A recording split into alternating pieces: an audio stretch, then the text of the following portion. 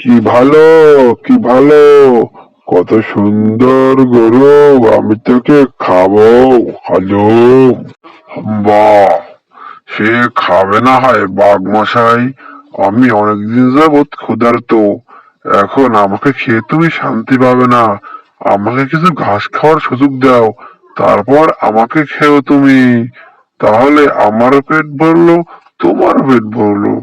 সে তুমি বেশ একটা খারাপ কথা বলনি। তুমি খুব ভালো কথাই বলেছো। না হয় তোমার এই হাড়গুলো আমি কি খাবো। তাহলে তুমি এক কাজ করো, তুমি 2 ঘন্টার ভেতর ঘাস খেয়ে শরীর স্বাস্থ্য মোটা বানিয়ে আসো। আমি এইখানে তোমার জন্য অপেক্ষা করলাম। খবরদার চালাকি করার চেষ্টা করবে না কিন্তু। এই বনে আমার সব জায়গায় লোক আছে কিন্তু। সে তুমি একদম চিন্তা করো না বাঘ মশাই, আমি সবই জানি। আমি তাহলে এই যাচ্ছি। আমি এই যাব, আর এই চলে আসবো। তুমি এখানে অপেক্ষা করো কেমন।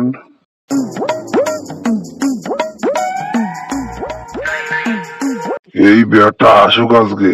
এই বেটাকে দিয়ে আমি ভুরি ভোজ করবো। সবাই বলে আমি নাকি বোকা বাঘ। দেখেছো আমার কি বুদ্ধি। হা হা হা হা হা।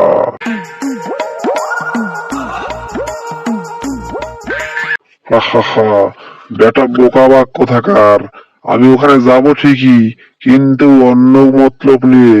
ওই বেটাকে আমি বন ছাড়া করে ছাড়বো। হা হা হা। হাম্বা।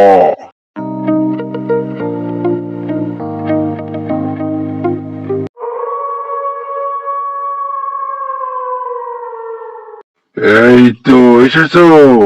তাহলে আর দেরি কেন, এক্ষুনি আমি তোকে খাবো। হ্যালো। হাম্বা। হ্যাঁ, তুমি আমাকে তাড়াতাড়ি খাও। আমি ওই ঘাস খেতে গিয়ে একটা বম খেয়ে ফেলেছি। কিছুক্ষণের ভেতরেই বাস্ট হতে পারে। বাবা বম। বলো কি হে গরু মশাই, তাহলে তো বম ফুটে গেলে তো তুমিও মারা যাবে, আর আমারও রফা দফা হয়ে যাবে। আমি তাড়াতাড়ি বরং এখান থেকে মানি মানি কেটে পড়ি। হ্যালো।